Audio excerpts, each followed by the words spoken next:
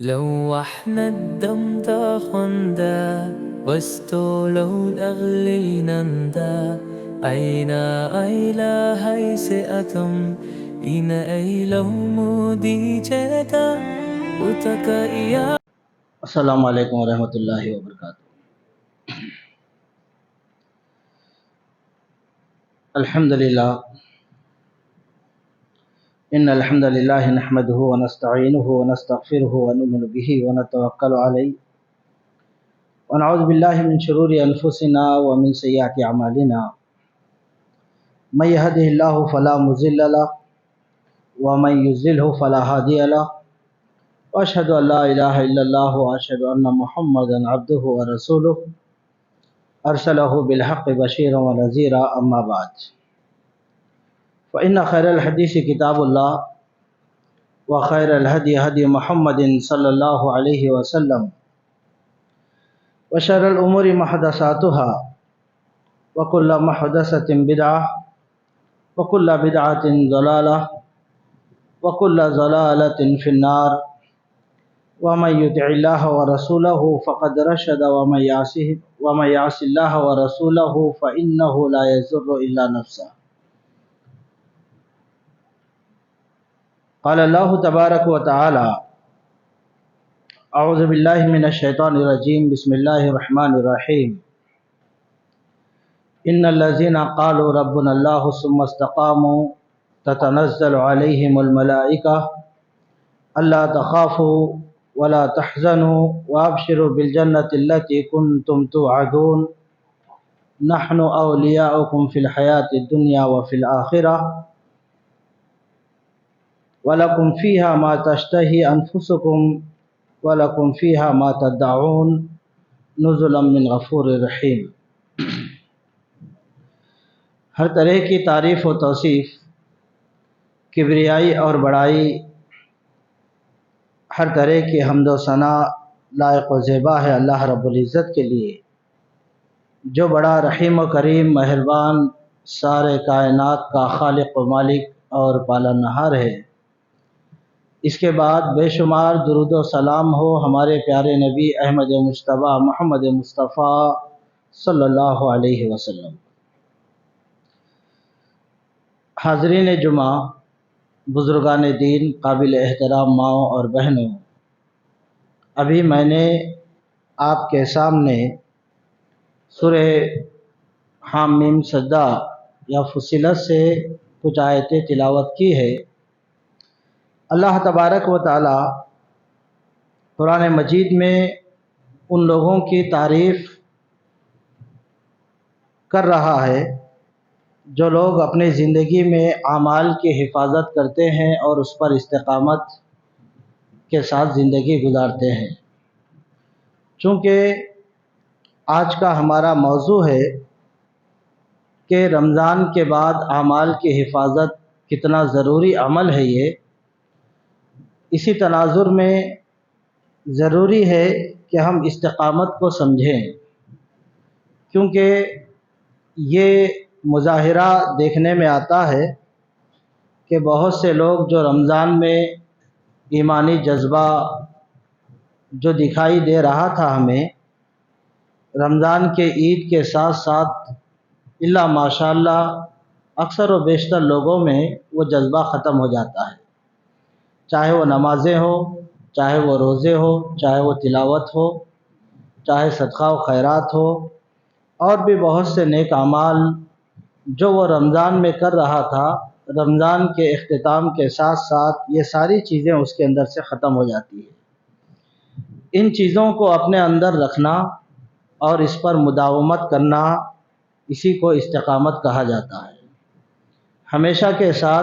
ہمیشگی کے ساتھ اعمال صالحہ کو کرتے رہنا، اسی کو استقامت کہا جاتا ہے۔ کسی قسم کا ڈر، کسی قسم کی لالچ، کوئی پریشانی، کوئی مصیبت اور کوئی بھی ڈر اور خوف اس کو اس بات پر آمادہ بالکل نہیں کر سکتا کہ وہ اپنے اعمال میں کوتاہی برتے، نیک اعمال سے دور جائے، چاہے وہ کسی بھی قسم کی چیز ہو۔ تو بہرکیف میں نے اسی تناظر میں آپ کے سامنے یہ آیتیں تلاوت کی ہے۔ اللہ سے دعا ہے اللہ تبارک و تعالی آج کے اس بیان کو ہمیں سننے اور اس پر عمل کرنے کی ہمیں توفیق عطا فرمائے، آمین یا رب العالمین۔ حاضرین جمعہ، اللہ تبارک و تعالی قرآن مجید میں ارشاد فرماتا ہے کہ ان الذین قالوا ربنا اللہ ثم استقاموا تتنزل علیہم الملائکہ، جن لوگوں نے یہ کہا کہ ہم اللہ پر ایمان لے کر آئے اور اس کے بعد وہ اس کے اوپر قائم اور جمے رہے، اللہ تبارک و تعالیٰ نے ارشاد فرمایا کہ ان لوگوں پر اللہ کے فرشتے نازل ہوتے ہیں اور ان سے کہتے ہیں اللہ تخافوا ولا تحزنوا وابشروا بالجنۃ التي کنتم توعدون، کہ تمہیں کسی چیز کا ڈر خوف نہیں ہوگا، نہیں ہونا چاہیے، اور نہ ہی کسی قسم کا غم تمہیں ہونا چاہیے، اور اللہ کی طرف سے اس جنت کی بشارت کو قبول کرو جس کا وعدہ اللہ تبارک و تعالیٰ نے تم سے کیا تھا۔ اور آگے اللہ نے ارشاد فرمایا نحن اولیاؤکم فی الحیات الدنیا وفی الآخرہ، ہم دنیا میں بھی تمہارے دوست ہیں اور آخرت میں بھی ہم تمہارے دوست ہیں۔ وَلَكُمْ فِيهَا مَا تَشْتَهِي أَنفُسُكُمْ وَلَكُمْ فِيهَا مَا تَدَّعُونَ، اور جنت میں جو تم چاہو گے اللہ تبارک و تعالیٰ تم کو عطا کرے گا، اور جو بھی تم مانگو گے اللہ تبارک و تعالیٰ تمہیں دے گا، اور یہ اللہ غفور الرحیم کی طرف سے تمہارے لیے مہمان نوازی ہے۔ یہ آیت ان لوگوں کے لیے جو اپنے دین پر استقامت، وہ بندے جو اپنے اعمال میں جمے رہتے ہیں، اعمال صالحہ برابر کرتے رہتے ہیں، ان کی فضیلت میں ہے، چاہے وہ استقامت دین پر ہو، عقیدے پر ہو، نماز پر ہو، عبادات پر ہو، بندگی پر ہو، اخلاق پر ہو، دیانت داری پر ہو یا امانت داری پر ہو، ہر طریقے کی جو استقامت کی ضرورت ہے، یہ ہر طریقے کی استقامت میں جب وہ ہوتے ہیں تو اللہ تبارک و تعالیٰ کے وہ مخصوص بندے بن جاتے ہیں، اور اللہ تبارک و تعالیٰ کی جانب سے فرشتے نازل ہوتے ہیں، کسی بھی قسم کے خوف سے غم سے انہیں دور کرتے ہیں، اور ہمیشہ ان کو تسلی دی جاتی ہے، اللہ کی طرف سے ان کی تائید ہوتی ہے، اور فرشتے کہتے ہیں کسی بھی قسم سے آپ کو ڈرنے کی ضرورت نہیں ہے، کوئی بھی غم آپ کو نہیں کھائے گا، آپ کے لیے جو جنت کی بشارتیں اللہ نے رکھی ہے دین پر عمل کرنے کی وجہ سے، یہ بشارتیں آج کے دن آپ قبول کیجئے۔ اور اتنا ہی نہیں بلکہ فرشتے اپنے دوستی کا اظہار بھی کرتے ہیں، دنیا میں بھی اور آخرت میں بھی۔ اللہ تعالیٰ ایسے لوگوں کو جنت میں رکھے گا، اور ان کی مہمان نوازی جو وہ اپنے من سے چاہیں گے اس سے ان کی میزبانی ہوگی، اور یہ اللہ تبارک و تعالیٰ کے جانب سے مخصوص ہوگا کہ اللہ تعالیٰ ان کی مہمان نوازی اس طریقے سے کرے گا۔ تو یہ استقامت میں جو لوگ رہتے ہیں، اپنے اعمال کو مداومت کے ساتھ جو لوگ کرتے ہیں، یہ ان لوگوں کی فضیلت ہے۔ ایک بار حضرت سفیان بن عبداللہ ثقفی رضی اللہ تعالی عنہ نے اللہ کے نبی صلی اللہ علیہ وسلم سے پوچھا کہ اے نبی صلی اللہ علیہ وسلم، مجھے کوئی ایک ایسا عمل بتائیے جس کے کرنے کے بعد، جس کے سننے کے بعد پھر مجھے کوئی اور سوال کرنا نہ پڑے۔ تو اللہ کے نبی صلی اللہ علیہ وسلم نے ارشاد فرمایا قل آمنت باللہ ثم استقم، تم یہ کہو کہ میں نے اللہ پر ایمان لایا اور اس کے اوپر تم جمے رہو۔ یعنی مطلب یہ ہے کہ صرف 2-3 لفظ ہے لیکن سمجھنے میں بہت زیادہ یہ تاثیر رکھتے ہیں کہ آدمی یہ اقرار کرتا ہے کہ میں نے اللہ پر ایمان لے آیا ہوں، پھر اس کے بعد اس پر جمنے کا مطلب یہ ہے کہ اللہ کو ماننا، پھر اللہ کو ماننے کا تقاضا یہ ہوتا ہے کہ اللہ تبارک و تعالیٰ نے انسان کو جتنی چیزیں بتائی ہے، جن اعمال کے کرنے کا اللہ نے حکم دیا ہے، उन सारी चीज़ों को करना और जिन चीज़ों से अल्लाह तबारक व ताला ने हमें रोका है उन सारी चीज़ों से रुक जाना, इसके तकाज़े में ये शामिल होता है। तो ये अल्लाह के नबी सल्लल्लाहु अलैहि वसल्लम ने बहुत जामे बात बताई कि आप जब ये कहेंगे कि मैंने अल्लाह पर ईमान लाया तो साथ ही साथ में उस पर जमे रहना भी ज़रूरी है। अगर हम जमे रहेंगे तो ये हमारी इस्तिकामत अला दीन होगी। आगे देखिए, अल्लाह के नबी सल्लल्लाहु अलैहि वसल्लम जो अहले इस्तिकामत के ताल्लुक़ से आता है, एक बार एक हदीस में है, सही मुस्लिम की रिवायत है ये, हज़रत उम्मे हबीबा रज़ी अल्लाह ताला अन्हा फरमाती है, अल्लाह के नबी सल्लल्लाहु अलैहि वसल्लम ने एक बार इरशाद फरमाया कि जो शख्स 12 रकातें सुन्नत मौक़िदा अदा करता है रोज़ाना, 5 नमाज़ों में 12 रकात सुन्नत मौक़िदा है। हमें पता होना चाहिए वो कौन कौन से है और कब कब है। मालूम है आप लोगों को, बहुत से लोगों को इसका इल्म नहीं होता है। ये कौन सी है 12 रकातें? जो फजर के फ़राइज़ के अलावा है। फ़राइज़ की क्या अजर व सवाब है वो तो अलग बात है। अल्लाह के नबी सल्लल्लाहु अलैहि वसल्लम इस रिवायत के अंदर उन सुन्नतों की बात कर रहे हैं जो रोज़ाना 5 नमाज़ों में हम अदा करते हैं और उनकी तादाद है 12। उनमें फजर से पहले फजर के 2 रकात नमाज फ़र्ज़ से पहले 2 रकात सुन्नत है, ज़ोहर के 4 रकात फ़र्ज़ नमाज से पहले 4 रकात, फिर बाद में 2 रकात। कितने हो गए पूरे? 8 रकात। मगरिब की नमाज के बाद 2 रकात, फिर इशा की नमाज के बाद 2 रकात। ये पूरे हो गए 12 रकात। अभी जैसे जो दूसरे लोग कहते हैं 17 रकात है, ये सारी कोई सही अहादीस से इसका सबूत नहीं मिलता है। अल्लाह के नबी सल्लल्लाहु अलैहि वसल्लम, ये भी सही रिवायत है बुखारी मुस्लिम की, जिसमें अल्लाह के नबी सल्लल्लाहु अलैहि वसल्लम ने ये बात बताई है कि सुन्नत मौक़िदा सिर्फ 12 है।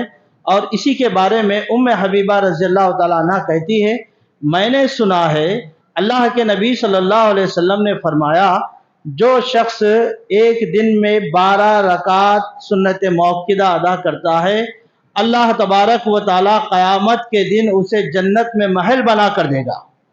माशाअल्लाह, सुभान अल्लाह, कितनी बड़ी फजीलत की बात है। देखिए, हज़रत उम्मे हबीबा फरमाती हैं, जब से मैंने सुना उसके बाद आज तक मैं उस पर अमल करती रही। वो 12 रकात सुन्नत मौक़िदा को मैंने कभी अपनी ज़िंदगी में नहीं छोड़ा। अब इसी रिवायत को सुना किसने? हज़रत अम्बसा ने। किससे? हज़रत उम्मे हबीबा से। जब उन्होंने इस हदीस को सुना तो इस हदीस को सुनने के बाद वो कहते हैं कि मैंने अपनी ज़िंदगी में कभी भी 12 रकात सुन्नतों को मैंने नहीं छोड़ा, कभी मैंने तर्क नहीं किया। फिर इस रिवायत को इन्होंने जिक्र की किससे? हज़रत अमर बिन औस रज़ियल्लाहु ताला अन्हु से। वो कहते हैं जब मैंने इस रिवायत को सुना तो मैंने भी अपनी ज़िंदगी में कभी भी 12 रकातों को नहीं छोड़ा है। अच्छा, उनसे किसने सुना? हज़रत नोमान बिन सालिम रहिमहुल्लाह ने उनसे सुना, जो तबे ताबई थे। जब उन्होंने इनसे सुना तो उन्होंने कहा कि मैंने भी कभी भी क्या है, इन 12 रकात को कभी नहीं छोड़ा है। इसे कहते हैं दीन पर इस्तिकामत। ये मतलब होता है इस्तिकामत का। अभी और भी चीज़ें हैं जो इससे ताल्लुक़ की फजीलत से आपके सामने जिक्र की जा सकती हैं, लेकिन मौजू बड़ा हो जाएगा। तो बहरकैफ इस रिवायत से ये पता चलता है, फ़राइज़ तो अपनी जगह में है, सुन्नतों में भी कैसी मुदाविमत बरती जाती थी। हज़रत सईद बिन मुसय्यब के बारे में आता है, उनके बारे में जिक्र किया जाता है 40 साल तक। कितने साल? 40 साल तक उनके बारे में आता है कभी भी उनसे तकबीर तहरीमा मिस नहीं हुई। 40 साल तक। और 20 साल तक उन्होंने किसी की गर्दन अपने सामने नहीं देखी नमाज में जब आते थे। मतलब क्या है इसका? बताने का मकसद ये है 40 साल तक वो बराबर पहली सफ में खड़े होकर इमाम के साथ नमाज पढ़ा करते थे, पहली सफ में। हज़रत सईद बिन मुसय्यब के बारे में आता है। और आज हम 40 दिन नहीं गुजरते और हमारे अंदर तब्दीली आ जाती है। रमज़ान का महीना हमारे लिए कितना बरकत का, रहमत का महीना था, नेकियों को बटोरने का, मग़फ़िरत का, तौबा का, माफ़ी का, हर तरीके से हमने इसका इस्तेमाल किया। और ये 30 दिन का जो हमारा जोश था, वलवला था, जज्बा था, ईमान था, जो इबादतों में जोश व खरोश नज़र आ रहा था, وہ ساری چیزیں ہمارے رمضان کی عید کے ساتھ ختم، الا ماشاءاللہ لوگ ابھی مسجد میں دکھائی دیتے ہیں، الا ماشاءاللہ لوگ کیا ہے اس پر عمل کرتے ہیں، اور وہ چیزیں جو عبادتیں، جو تہجدیں، جو قیام اللیل، جو تلاوتیں، جو انفاق فی سبیل اللہ ہم نے رمضان میں کیا، وہ ساری چیزیں ختم۔ 40 دن تک نہیں کر سک رہے ہم لوگ۔ آپ کو معلوم ہے ایک روایت میں اللہ کے نبی صلی اللہ علیہ وسلم نے ارشاد فرمایا، ہم اپنا محاسبہ اس روایت کے تناظر میں ہم کر سکتے ہیں۔ دیکھیے ہمارا عمل کیسا ہونا چاہیے اور ہمارا اپنا محاسبہ ہم کیا کہتا ہے، اس کے تناظر میں آپ اپنا محاسبہ کیجئے، اپنا حساب کتاب کیجئے۔ آپ کو بھی کرنا ہے، مجھ کو بھی کرنا ہے۔ ایک روایت میں اللہ کے نبی صلی اللہ علیہ وسلم نے، امام البانی رحمہ اللہ نے اس کو صحیح قرار دیا ہے، فرمایا جو بندہ 40 دن تک نماز تکبیر تحریمہ کے ساتھ پڑھتا ہے، یعنی جو امام جب جماعت کھڑی ہوتی ہے اول وقت میں آ کر وہ کیا ہے نماز میں شامل ہوتا ہے، اس شخص کے بارے میں اللہ کے نبی صلی اللہ علیہ وسلم نے ارشاد فرمایا، جس کی تکبیر تحریمہ فوت نہ ہو کم سے کم کتنے دن؟ 40 دن تک، اس کے بارے میں اللہ کے نبی صلی اللہ علیہ وسلم نے ارشاد فرمایا، کتبت لہ براتان، اس کے لیے 2 براتیں لکھی جاتی ہے۔ نمبر 1، جو اللہ کے نبی صلی اللہ علیہ وسلم نے ارشاد فرمایا، برات من النفاق، نفاق سے اس کی برات کر دی جاتی ہے، منافقت، نفاق۔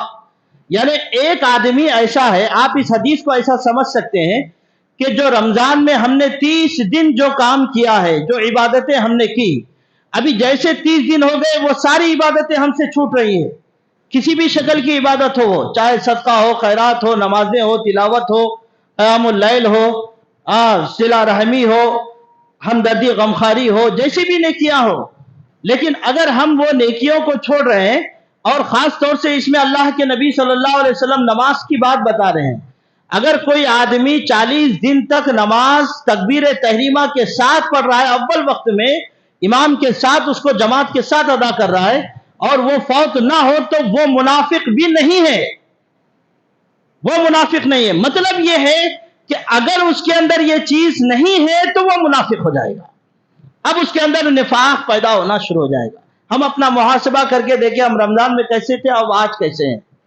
ہمارے پاس نمازوں کی کتنی پابندی ہے، جیسے نمازوں میں ہر نماز میں رمضان میں حاضر ہو رہے تھے، آج ہم ایسے حاضر نہیں ہوتے ہیں۔ جو وقت نماز کے لیے ہم نکال رہے تھے، مسجد کے لیے نکال رہے تھے، جو دل ہمارا لگا ہوا رہتا تھا مسجد سے، جو تعلق ہمارا جڑا ہوا تھا عید کے ساتھ ساتھ، وہ ختم ہو گیا، وہ جذبہ اور ایمان ختم ہو گیا ہمارا۔ تو اگر تکبیر تحریمہ میں 40 دن تک ہم حاضر نہیں ہو سک رہے ہیں، ہم یہ فیصلہ لے سکتے ہیں، اللہ کے نبی صلی اللہ علیہ وسلم اس بات کی گارنٹی دے رہے ہیں کہ وہ آدمی کے اندر نفاق پیدا ہو جائے گا۔ 40 دن زیادہ دن نہیں ہوتے اپنی زندگی میں، یہ 40 دن کے بعد اللہ کے نبی صلی اللہ علیہ وسلم نے بتایا، وہ سلف صالحین 40 سال تک استقامت رکھتے تھے، اپنی پوری زندگی گزار دیتے تھے، اور ہم 40 دن اپنی استقامت نہیں رکھ رہے ہیں، اپنے دین پر ہم نہیں ہیں، اعمال صالحہ کی ہماری حفاظت ہم نہیں کر پا رہے ہیں۔ کتنا افسوس کی بات ہے، دیکھیے۔ تو یہ ضروری ہے ہماری زندگی میں کہ ہم 40 دن، کم سے کم 40 دن، ہمیشہ ہی یہ چیز ہونی چاہیے۔ ایک آدمی اپنے نفاق سے نکلنے کے لیے 40 دن وہ کم سے کم مسجد میں حاضر ہو، تب اللہ کے نبی صلی اللہ علیہ وسلم کی اس حدیث کی برات اس کو ملنے والی ہے۔ اور ایک دوسری چیز جو اللہ کے نبی صلی اللہ علیہ وسلم نے ارشاد فرمایا، برات من النار، اور آگ سے بھی اللہ تعالیٰ اس کو بری کر دے گا، جہنم کی آگ سے۔ تو یہ نماز کا ادا کرنا، جو ہمارا تعلق مسجدوں سے لگا ہوا تھا رمضان میں، بعد رمضان کے یہ ختم ہونے والا نہیں ہے۔ اللہ کے نبی صلی اللہ علیہ وسلم نے نماز کے تعلق سے کتنا قرآن میں دیکھیے، اقیموا الصلاۃ کئی جگہ اللہ نے ارشاد فرمایا۔ اللہ کے نبی صلی اللہ علیہ وسلم کی احادیث دیکھیے، بہت سخت وعیدیں آئی ہے، من ترک الصلاۃ متعمدا فقد کفر۔ مطلب کیا ہوتا ہے؟ آدمی اگر جان بوجھ کے ایک نماز بھی چھوڑے گا تو وہ کفر کا ارتکاب کرے گا، اور ہم سب جانتے ہیں کافر لوگ جنت میں نہیں جائیں گے، اور ہم چاہتے ہیں کہ ہم جنت میں جائیں۔ ہماری عبادتیں، رمضان کا جو بھی ہم نے عبادتیں کی ہے، وہ ساری ہمارے حق میں فائدہ ہو، تو چاہیے کہ وہی نمازیں بعد رمضان کے بھی ہم اس کو ادا کرتے رہیں۔ اگر ایک نماز بھی ہم چھوڑ رہے ہیں اس کی وجہ سے کیا ہے، اللہ کے نبی صلی اللہ علیہ وسلم نے ارشاد فرمایا کہ ایک طرف اسلام ہے اور ایک طرف کفر ہے اور بیچ میں ایک دیوار ہے. آپ اگر نماز پڑھیں گے تو مسلمان ہیں، نہیں نماز پڑھ رہے تو آپ کفر کے زمرے میں شمار کیے جائیں گے. کتنی بڑی وعید ہے دیکھیے، اور جہنم تو ہے ہی. تو لہذا نماز کی مداومت بہت ضروری ہوتی ہے ہمارے رمضان کے بعد بھی. جیسی جو دل ہمارا لگا ہوا ہوتا تھا نمازوں میں، کہیں بھی ہوتے تھے، کاروبار میں ہوتے تھے، گھر میں پڑے ہوتے تھے، کوئی بھی مصروفیت ہوتی تھی، اذان ہو گئی آدمی بھاگ کے نماز کی طرف آ رہا تھا. اور آج دیکھیے ایک سب دو سب مشکل سے ہو رہے ہیں. کہاں گئے ہمارے مسلمان وہ نمازی جو اپنے آپ کو مسلمان کہتے ہیں؟ نہیں ہے، یہ جذبہ نہیں ہے. ان لوگوں نے صرف ایمان کو اور عبادتوں کو صرف رمضان میں ہی سمجھا ہے. رمضان آیا تو ہماری عبادت کا موسم آ گیا، ہر طریقے کی عبادتیں خوب کیے لیکن اس کے بعد چھوڑ دیے. یہی اللہ کے نبی صلی اللہ علیہ وسلم بتا رہے ہیں. نفاق اسی کو کہا جاتا ہے. اللہ سے بھی منافقت برت رہا ہے انسان. کتنی بڑی شدید وعید ہو سکتی ہے، اس کے لیے آپ سوچ سکتے ہیں کہ آدمی اپنی زندگی میں جو رمضان میں جو عبادتیں کر رہا تھا اب رمضان کے بعد چھوڑ رہا ہے. وہ گویا وہ اللہ کے نبی صلی اللہ علیہ وسلم کے اس حدیث کے مطابق منافقت اس کے اندر پیدا ہو گئی ہے، یعنی عبادتوں میں بھی منافقت پیدا کر رہا ہے. تو اپنے آپ کو سدھارنے کی کوشش کرنا چاہیے. استقامت اسی کا نام ہے. جو میں نے جو آیت شروع میں پڑھی ہے اس کا مطلب یہی ہے کہ جو لوگ دین میں استقامت برتتے ہیں، اپنے اعمال صالحہ کو برابر کرتے رہتے ہیں مداومت کے ساتھ، ان لوگوں کے لیے وہ لوگ اللہ تبارک و تعالیٰ کے مخصوص بندے بنتے ہیں. فرشتوں کا نزول ان پر ہوتا ہے، فرشتے ان کے لیے دعائیں کرتے ہیں اور ان کی تائید کرتے ہیں. ان سے کہتے ہیں نہ ڈرو نہ غم کرو، یہ جنت کی بشارت کو قبول کرو، ہم تمہارے دوست ہیں دنیا میں بھی آخرت میں. اللہ تعالیٰ جنت میں ڈالے گا، جو من کا ہے چاہے گا اللہ تعالیٰ تم کو عطا کرے گا، جو مانگو گے وہ اللہ تم کو دے گا. یہ اللہ کی طرف سے میزبانی ہوگی. تو یہ ان لوگوں کے لیے ہے جو استقامت دین اپنے رمضان کے بعد بھی قائم رکھتے ہیں، جو اعمال کی حفاظت اور اعمال کو برابر اعمال صالحہ کو رمضان کے بعد بھی کرتے رہتے ہیں. آپ دیکھیے جب جیسے رمضان ہو جاتا ہے تو دو بنیادی چیزیں ہمارے سامنے آنا چاہیے. ہر عقل مند انسان، اگر ہم مسلمان ہیں تو میرے نظریے سے جو بات میں بتانا چاہ رہا ہوں کہ دو بنیادی چیزیں جو ہمارے اندر پیدا ہونی چاہیے. نمبر ایک چیز یہ ہے کہ ہماری جو عبادتیں ہم نے کی ہے رمضان میں، وہ قبولیت اللہ نے اس کو شرف قبولیت عطا کیا یا نہ کیا، اس کی فکر ہمیں ہونی چاہیے. آپ سلف صالحین کے بارے میں جانیں گے، ان کو پڑھیں گے تو پتہ لگے گا کہ پہلے رمضان کے آنے سے 6 مہینہ پہلے وہ دعا کرتے تھے اللہ سے، اللہ تعالیٰ یہ عمر اتنی بڑھا دے کہ رمضان کا مہینہ ہمیں مل جائے. اور جب رمضان کا مہینہ قریب ہوتا تو کمر بستہ ہوتے. اللہ کے نبی صلی اللہ علیہ وسلم باقاعدہ صحابہ کرام کو استقبال رمضان کے بارے میں بولتے تھے کہ ابھی رمضان کا مہینہ آ رہا ہے، تیاری کرو. اور نبی صلی اللہ علیہ وسلم خود تیاری کرتے تھے. تیاری کا مطلب کھانا پانی، کاروبار کرنا، پیسہ کمانے کے دماغ چلانا یہ نہیں ہے، اس سے مطلب عبادات ہے. اور جب رمضان کا مہینہ آتا خوب عبادتیں کرتے، جب آخری عشرہ آتا تو اور خوب عبادتیں کرتے. اور جب رمضان گزر جاتا تو سلف صالحین کے بارے میں آتا ہے کہ آنے والے 6 مہینے تک اللہ سے یہ دعا کرتے تھے اللہ تبارک و تعالیٰ جو بھی ٹوٹی پھوٹی عبادتیں ہم نے اس میں کی ہیں وہ ساری اللہ تعالیٰ تو قبول فرما. یہ ہماری نیت یہ ہونی چاہیے، ہمارا طرز عمل یہ ہونا چاہیے. ہمارا اس طریقے سے اگر یہ آپ دیکھیں گے حضرت ابراہیم علیہ السلام کے اور حضرت اسماعیل علیہ السلام کے بارے میں آتا ہے، جب یہ خانہ کعبہ کی تعمیر ہو رہی تھی تو اس وقت وہ اللہ سے دعا کر رہے تھے ربنا تقبل منا انک انت السمیع العلیم وتب علینا انک انت التواب الرحیم. وہ دعا کر رہے تھے کہ اللہ تبارک و تعالیٰ جو عمل ہم کر رہے ہیں اللہ تعالیٰ تو ہمارے طرف سے اس کو قبول فرما. ربنا تقبل منا انک انت السمیع العلیم تو سننے والا بھی اور جاننے والا بھی ہے. وتب علینا اور ہم توبہ کر رہے ہیں. کیا گناہ تھا؟ کون سا کام کر رہے تھے؟ اللہ کا حکم تھا خانہ کعبہ کی تعمیر کرنے کا، وہ تعمیر کر رہے تھے اور پھر بھی اللہ تبارک و تعالیٰ سے کیا ہے دعا کر رہے تھے اللہ تعالیٰ ہمارے اس عمل کو قبول فرما. اور انبیاء ہیں، حضرت ابراہیم علیہ السلام خلیل اللہ کا جن کو لقب ملا، حضرت اسماعیل علیہ السلام جنہوں نے اپنے آپ کو اللہ کے لیے قربان کرنے کی پوری تیاری کر لی تھی۔ ایسے برگزیدہ انبیاء کرام وہاں پر موجود ہیں اور وہ خانہ کعبہ کی تعمیر کر رہے ہیں، اور پھر اللہ سے یہ دعا کر رہے ہیں اللہ تعالیٰ ہمارے اس عمل کو تو قبول فرما۔ اور ہم دیکھیے انبیاء کتنے برگزیدہ ہیں اور اس کے باوجود اللہ سے دعا کر رہے ہیں۔ ایسا نہیں ہے کہ اللہ تعالیٰ ان کے عمل کو قبول نہیں کرنے والا ہے، اللہ کے پاس اس عمل کی قدر نہیں، عمل کی قدر بہت ہے اللہ کے پاس، لیکن یہ ایک طریقہ ہے اللہ کے پاس اپنی شرط قبولیت کو رکھنے کا۔ یہ قبولیت کروانے کا ایک طریقہ تھا جو اللہ تبارک و تعالیٰ نے قرآن مجید میں طریقہ بتایا ہمیں۔ ہم نے جو اعمال کیے ہیں، ہم اتنے گنہگار ہیں، روزانہ ہم سے گناہ ہوتے ہیں، زبان سے ہاتھ سے محفوظ نہیں ہے لوگ، نہ ہماری زبان سے محفوظ ہے، نہ ہمارے ہاتھ سے، نہ اپنے عمل سے کوئی محفوظ ہو رہا ہے، اور ہم نے جو عبادت کی اس کے بارے میں ہمیں کوئی فکر ہی نہیں ہے۔ نہ ہماری نمازیں قبول ہوتی ہے، نہ ہمارے روزے قبول ہو رہے ہیں، نہ ہماری تلاوتیں، نہ ہمارے صدقات، نہ ہماری زکاتیں۔ وجہ کیا ہے؟ ہمارے اندر وہ فکر نہیں ہے جو سلف صالحین میں، جو انبیاء کرام میں فکر تھی۔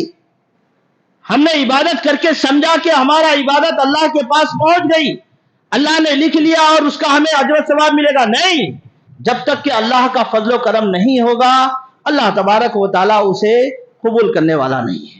اور اس کے قبولیت کے لیے جو طریقہ کار اللہ نے بتایا ہے، آپ روزانہ دعا کیجئے، روزانہ دعا کیجئے۔ اسی لیے نماز کے بعد کے دعاؤں میں یہ دعا بھی بتائی گئی، ربنا تقبل منا انک انت السمیع العلیم۔ ہم نماز پڑھتے ہیں اور نماز پڑھنے کے بعد میں اللہ سے یہ دعا کرتے ہیں کہ اللہ جو ہم نے عبادت ابھی کی ہے، جو مناجات ہم نے کیے ہے، اپنا وقت نکالا، مسجد آئے، مسجد میں بیٹھے، گڑ گڑائے، تواضع، خاکساری ہم نے ادا کی، رکوع کیے، سجدے کیے، تلاوتیں کی ہم نے، اللہ تبارک و تعالیٰ تیرے فضل و کرم سے تو سننے والا ہے، جاننے والا ہے، کس دل سے ہم نے یہ عبادتیں کی ہے، اللہ تعالیٰ تو اس کو قبول فرما۔ تو یہ طریقہ کار ہونا چاہیے ہمارا۔ تو ہم جو عبادتیں کرتے ہیں، سب سے پہلی بنیادی چیز اس کی قبولیت کے لیے دعا کیجیے، اس کی قبولیت کے لیے دعا کرتے رہنا چاہیے۔ اور دوسری چیز جو اہم ہے ہمارے پاس، وہ ہے اعمال کو مداومت کے ساتھ کرنا۔ ایک آدمی ایسا ہے رمضان میں عبادت کرا، اب نہیں کر رہا ہے، اب ایسا آدمی کا عمل اس کے قابل قبولیت نہیں رکھتا ہے، جب تک کہ وہ عمل پہ کیا ہے مداومت ہمیشہ کے ساتھ وہ عمل نہیں کرتا ہے۔ تو اسی لیے جیسے مثال کے طور پہ بہت سی چیزیں ہیں، ایک عمل ہم نے کیا تھا کہ ہم نے رمضان میں قیام اللیل کیا، رات میں ہم نے قیام کیا، تہجد پڑھا ہم نے، تو اس کے بارے میں اللہ کے نبی صلی اللہ علیہ وسلم نے ارشاد فرمایا کہ من قام بعشر آیات لم یکتب من الغافلین۔ ایک آدمی ایسا ہے جو رمضان کے علاوہ دنوں میں کیا ہے وہ قیام کر رہا ہے۔ آپ نے ایک قیام کیا اور اس میں صرف 10 آیتیں آپ نے پڑھی، 10 آیتیں آپ اندازہ لگائیے، ایک چھوٹی سورت قل اللہ احد لے لیجیے، پہلی رکعت میں بھی آپ نے وہی پڑھا، دوسری رکعت میں بھی آپ نے وہی پڑھا، یا کوئی 10 آیتیں جو آپ کو یاد ہے وہی پڑھ رہے، 2 رکعت آپ نے رات میں اٹھ کے نماز پڑھی، آپ نے رات میں اٹھ کے نماز پڑھی، اللہ کے نبی صلی اللہ علیہ وسلم گارنٹی دے رہے ہیں کہ یہ آدمی عبادات سے غافل نہیں ہے، نہیں ہے آدمی، یہ آدمی غافل۔ جو عبادتیں ہم نے رمضان میں گھنٹوں کھڑے کے کی تھی، آپ غیر رمضان میں اس کو 2 رکعت پڑھ کے بھی آپ برابر کر سکتے ہیں۔ اتنا وقت اگر آپ کے پاس نہیں ہے، دنیا کی ضرورتیں ہیں، نیند کا ہونا ضروری ہے، آپ بیمار ہیں تو 2 رکعت کا وقت نکالیے۔ آگے اللہ کے نبی صلی اللہ علیہ وسلم نے اور ارشاد فرمایا وَمَنْ قَامَ بِمِئَةِ آیَةٍ كُتِبَ مِنَ الْقَانِتِينَ۔ اللہ کے نبی صلی اللہ علیہ وسلم نے ارشاد فرمایا اگر کوئی آدمی 100 آیات کے ذریعے سے اپنی نماز کو ادا کرتا ہے رات میں، تو اسے کیا ہے اللہ کا فرما بردار شمار کیا جائے گا۔ پہلے تو وہ غافل نہیں ہوگا 10 آیتوں سے، اگر وہ کم سے کم 100 آیتیں پڑھتا ہے تو ایسے وقت میں اس کو اللہ کا فرما بردار گردانا جائے گا۔ کتنی بڑی بات ہے، دیکھیے آگے اور بھی ہے، کوئی اگر 1000 آیتیں پڑھ کے اپنی نماز کو رکھتا ہے، نماز کو پڑھتا ہے، تو اللہ تعالیٰ اس کو مقنطرین بہت زیادہ اجر و ثواب کا کمانے والوں میں سے اللہ کے نبی صلی اللہ علیہ وسلم نے اس کو بتایا ہے۔ تو یہ طریقہ کار ہمارے پاس ہونا چاہیے۔ ہم نے جو قیام اللیل رمضان میں کیا تھا، یہ ایک ٹریننگ تھی ہماری، تاکہ یہ معاملہ ہمارا آنے والے دنوں میں بھی رہے، اور وعیدیں بھی ہیں ان لوگوں کے لیے جو تہجد کا اہتمام کر رہے تھے اچانک چھوڑ دیے، ایسے لوگوں کے لیے وعیدیں بھی بتائی ہے اللہ کے نبی صلی اللہ علیہ وسلم نے۔ تو بہر کیف جو ہم نے عبادتیں رمضان کے مہینے میں کی تھی ہمیں چاہیے کہ ہم بعد رمضان میں بھی اس عبادت کو رکھیں۔ جو تہجد ہم پڑھ رہے تھے، جس کو ہم تراویح کا نام دیتے ہیں یا پھر قیام اللیل کا نام دیتے ہیں یا پھر اسی کو تہجد بھی کہا جاتا ہے، یہ عبادت جو ہم نے رمضان میں کی تھی 30 دن ہم نے ٹریننگ حاصل کی اس کی، اور 30 دن بہت بدقسمت لوگ ہیں جو شبینے کے نام پہ جا کے 5 دن 10 دن 3 دن میں ختم کر رہے، اور اس کی بھی جو فضیلت تھی اس کو بھی انہوں نے گوا دیا۔ اب ایسے لوگوں میں تو شاید یہ عادت نہ پیدا ہو، لیکن جو لوگ اس کا پورے مہینہ اہتمام کیے ہوں گے وہ اللہ کے خوش نصیب بندے ہیں، آگے بھی وہ کر سکتے ہیں۔ وقت نکالیے اور کرنے کی کوشش کیجیے، اسی کو کہتے ہیں استقامت۔ اگر آپ نے رمضان میں پڑھا اور ابھی چھوڑ دیا، پھر رمضان کا انتظار کر رہے ہیں، تو یہ مناسب نہیں ہے۔ اور ایک اور دوسری چیز کیا ہے، روزوں کا بھی خیال رکھنا چاہیے۔ رمضان میں ہم نے 30 دن روزوں کی کیا ہے پریکٹس کی ہے، جو فریضہ تھا اس کو ہم نے ادا کیا۔ اس کے علاوہ اللہ کے نبی صلی اللہ علیہ وسلم نے بہت سے روزے بتائے، ایام 20 کے روزے ہیں، پھر اس کے بعد میں یوم عرفہ کا روزہ ہے، اس کے علاوہ بھی روزے ہیں۔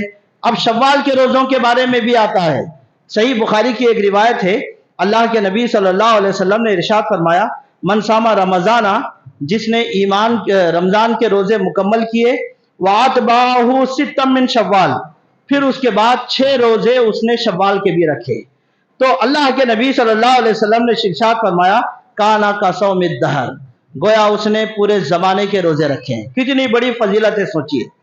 فرض روزوں کا جو فضیلت ہے وہ اپنے جگہ میں ہے، یہ نفل روزوں کی جو فضیلت اللہ کے نبی صلی اللہ علیہ وسلم بتا رہے ہیں کہ رمضان کے بعد شوال کا مہینہ آتا ہے اور اس میں پھر 6 روزے رکھنا ہے ہم کو، یہ نفل روزے ہیں یہ، اور اس کی اہمیت اور فضیلت اللہ کے نبی صلی اللہ علیہ وسلم نے بتائی کہ جو شوال کے 6 روزوں کا اہتمام کرتا ہے گویا وہ پورے زمانے کے روزے رکھتا ہے۔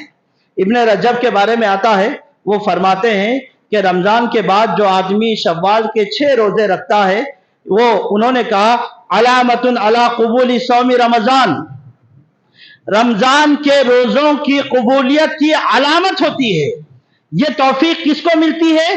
جو رمضان میں روزے رکھنے کے بعد شوال کے جو 6 روزے رکھ رہا ہے، وہ 6 روزے رکھنے کی توفیق اس شخص کو مل سکتی ہے جس کے رمضان کے روزوں کی قبولیت ہوئی ہے، ورنہ آپ دیکھیں گے بہت سے لوگ شوال کے روزے کے جانتے ہی نہیں ہیں، اور جانتے بھی ہیں تو اپنے مصروفیات کی وجہ سے اسے نہیں رکھتے۔ آج کل میں وقت گزر جاتا ہے، شوال کا مہینہ ختم۔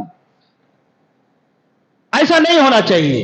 حضرت ابن رجب رحمہ اللہ نے کہا کہ یہ فَإِنَّ اللَّهَ إِذَا تَقَبَّلَ عَمَلِ عَبْدٍ وَفَّقَهُ لِعَمَلِ صَالِحٍ بعد، یعنی جب اللہ تبارک و تعالیٰ کسی بندے کے عمل کو قبول کرتا ہے تو اس کے بعد اس کو نیک عمل کرنے کی توفیق عطا کرتا ہے۔ کتنی بڑی بات ہے یہ، سمجھ میں آ رہی ہے آپ کو؟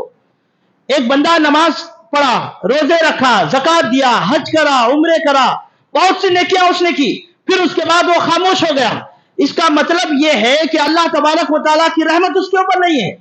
لیکن ایک بندہ ایسا ہے اللہ کی طرف سے اس کو یہ توفیق مل رہی ہے کہ رمضان کے روزوں کے ساتھ ساتھ اور بھی روزوں کا وہ اہتمام کر رہا ہے، رمضان کی عبادتوں کے ساتھ ساتھ ہمیشہ عبادتوں کا اہتمام وہ کر رہا ہے، اس کا مطلب اللہ اس کو توفیق دے رہا ہے اس کے بعد بھی کہ وہ نیک عمل کرے۔ یہ اللہ کی بہت بڑی رحمت ہے۔ اب ہم اپنا جائزہ لے سکتے ہیں، اپنے بارے میں ہم سوچ سکتے ہیں کہ ہم دین سے کتنا دور ہو رہے ہیں، اور ہمارے کو اللہ تعالیٰ اس کی توفیق کیوں نہیں دے رہا ہے؟ کیونکہ ہمارے دل میں ہی وہ چیز نہیں ہے۔ آدمی جب اللہ کی طرف جھکتا ہے اللہ تبارک و تعالیٰ اس کی طرف دوڑ کر آتا ہے۔ آپ ایک قدم چلیں گے، کئی قدم اللہ دوڑ کے آ جائے گا، اور یہ نوافل کی بڑی فضیلت ہے۔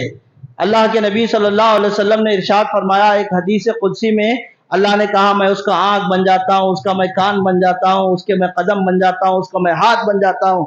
گویا اللہ کی رحمت اتنی آتی ہے، اس کا بولنا، اس کا سننا، اس کا کرنا، اس کا پکڑنا، اس کا چلنا صرف للہیت کے لیے ہوتا ہے، صرف للہیت کے لیے ہوتا ہے۔ ہماری زندگی ایسی ہونی چاہیے۔ اسی لیے شوال کے روزوں کا بھی اہتمام کیجئے۔ اگر آپ نے نہیں کیا ہے تو اب سے یہ تہیہ کر کے جائیے کہ ہم جائیں گے انشاءاللہ، کل سے اس کا اہتمام کریں گے، اور یہ 6 روزے ہم انشاءاللہ رکھیں گے۔ اس کے علاوہ اور بھی کوئی بہت سی چیزیں جو اعمال ہم نے ابھی اس کو بھول گئے ہیں، رمضان کے جانے کے ساتھ ساتھ بھول گئے، وہ ہے صدقہ و خیرات. اللہ کے راستے میں صدقہ کرنا، خیرات کرنا، انفاق فی سبیل اللہ. اس کے لیے کوئی وقت نہیں ہے، اس کے لیے صرف رمضان خاص نہیں ہے. یہ بات الگ ہے کہ احادیث میں آتا اللہ کے نبی صلی اللہ علیہ وسلم رمضان میں اس کا زیادہ اہتمام کرتے تھے. آخر کے 10 دن ہوتے تو اور زیادہ جتنا بھی مال ہوتا اور تیزی سے خرچ کرتے تھے اس کو. لیکن آگے اللہ کے نبی صلی اللہ علیہ وسلم نے ایک حدیث میں ارشاد فرمایا جو صحیح بخاری کی روایت ہے حضرت ابو ہریرہ رضی اللہ تعالیٰ عنہ سے. وہ فرماتے ہیں کہ ما من یوم یصبح العباد فیہ الا ملکان ینزلان. جب بھی بندہ صبح کرتا ہے تو 2 فرشتے نازل ہوتے ہیں اور وہ فرشتے اس کے حق میں دعا کرتے ہیں. دیکھیے بد دعا اور اللہ فرشتوں کی دعا کا حقدار کون بنتا ہے؟ فرشتہ کہتا ہے اللہم فیقول احدہما اللہم آتی منفقا خلفا. اللہ تبارک و تعالیٰ جو تیرے راستے میں خرچ کر رہا ہے اللہ تعالیٰ اس کے بدلے میں اس کو برکت عطا فرما، اس کے مال میں دولت عطا فرما. اور ایک فرشتہ بد دعا دیتا ہے وَيَقُولُ الْآخِرُ اللَّهُمَّ آتِ مُمْسِكًا تَلَفًا. جو آدمی اپنے مال کو روک کے رکھا ہے، بخیل اور کنجوسی کر رہا ہے، اللہ تعالیٰ اس کے مال کو تو ہلاک اور برباد کر دے. کس کی بد دعا لے رہے ہیں؟ کس کی بد دعا لے رہے ہیں ہم لوگ؟ فرشتوں کی. فرشتہ دعا کر رہا ہے، 2 فرشتے نازل ہو رہے ہیں، وہ دعا کر رہے ہیں. ہمارے مال میں برکت کی دعا اس وقت ہوتی ہے جب ہم روزانہ اللہ کے راہ میں خرچ کرتے ہیں، اور وہی مال اگر آپ روک کے کریں گے تو فرشتے کی بد دعا کے مستحق ہم ہو رہے ہیں. آج جو ہمارے اندر تکلیفیں ہیں، پریشانیاں ہیں، مصیبتیں ہیں، مال میں کیا ہے برکت نہیں، یہ بد دعاؤں کا نتیجہ ہی ہے. ہمارے مال میں دولت میں اگر فائدہ نہیں ہو رہا ہے، ہمارا کاروبار میں فائدہ نہیں ہو، یہ بد دعا کا نتیجہ ہے فرشتوں کی. تو اس سے بچنے کی کوشش کیجئے. اور بھی ایسے بہت سی چیزیں، رشتہ داریوں کو قائم رکھنا ہے، توبہ و استغفار کرنا ہے. اللہ کے نبی صلی اللہ علیہ وسلم نے ارشاد فرمایا میں ایک دن میں 70 سے زیادہ بار توبہ و استغفار کرتا ہوں اللہ سے. کس کی بات بتا رہے ہیں؟ خود نبی صلی اللہ علیہ وسلم اپنی بارے میں بتا رہے ہیں. ہم کون سے کھیت کے مولی ہیں؟ ہماری کیا اوقات ہے؟ سوچئے آپ. ہم کتنے گنہگار ہیں. اللہ کے نبی صلی اللہ علیہ وسلم معصوم عن الخطا تھے، پھر بھی اللہ تبارک و تعالیٰ سے شکرانے کے طور پر استغفار کر رہے تھے. کہا فرماتے 70 بار سے بھی 70 مرتبہ سے بھی زیادہ میں روزانہ اللہ سے مغفرت طلب کرتا ہوں اپنے گناہوں سے. اور ہم اس کو بھول گئے. مغفرت کا مہینہ چلے گیا تو مغفرت نہیں گئی. اللہ کے نبی صلی اللہ علیہ وسلم روزانہ کرتے تھے. ہمارے لیے روزانہ یہ کام کرنا ہے. روزانہ مغفرت اللہ سے توبہ کریے، اللہ کے سامنے آئیے، توبہ کریے، اللہ سے مغفرت کروائیے، بخشش طلب کیجئے، رشتہ داریوں کو نبھائیے. اللہ کے نبی صلی اللہ علیہ وسلم نے ارشاد فرمایا جو رشتہ داریوں کو توڑ دیتا ہے وہ جنت میں داخل نہیں ہوگا. اللہ کے نبی صلی اللہ علیہ وسلم نے ارشاد فرمایا ہے جو رشتہ داریوں کو توڑ دیتا ہے وہ کبھی جنت میں داخل نہیں ہو سکتا ہے. ایک روایت میں اللہ کے نبی صلی اللہ علیہ وسلم نے حضرت انس بن مالک رضی اللہ تعالیٰ عنہ کی روایت ہے، 1-2 منٹ میں اپنی بات انشاءاللہ ختم کروں گا. رسول اللہ صلی اللہ علیہ وسلم نے ارشاد فرمایا من سرہ ان یبسط لہ فی رزقہ، جو یہ چاہتا ہے کہ اس کے رزق میں اللہ تعالیٰ برکت دے، اس کے مال میں اور ترقی عطا فرمائے.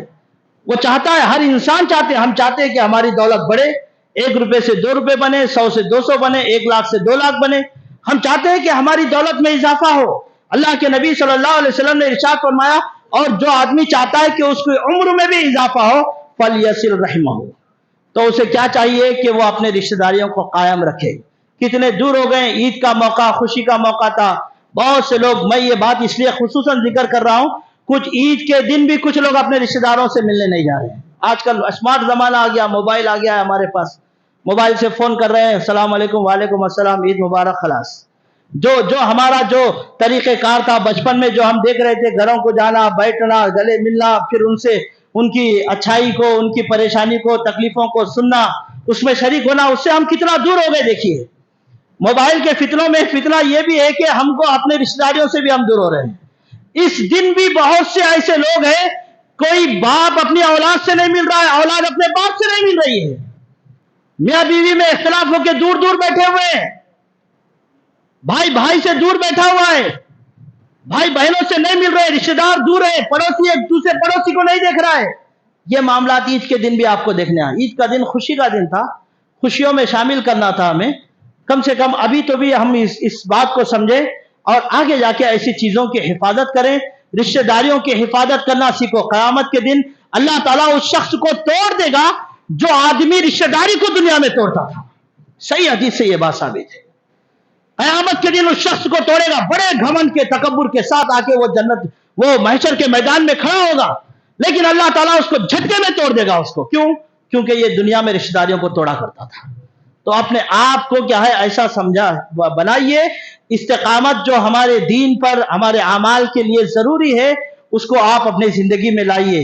رمضان کا مہینے کے اختتام کے ساتھ ہمارے اعمال، نیک اعمال کا اختتام نہیں ہوتا ہے، چاہے وہ نماز کی شکل ہو، چاہے وہ روزوں کی شکل ہو، چاہے وہ تلاوت کی شکل ہو، چاہے اور بھی صدقہ و خیرات ہو۔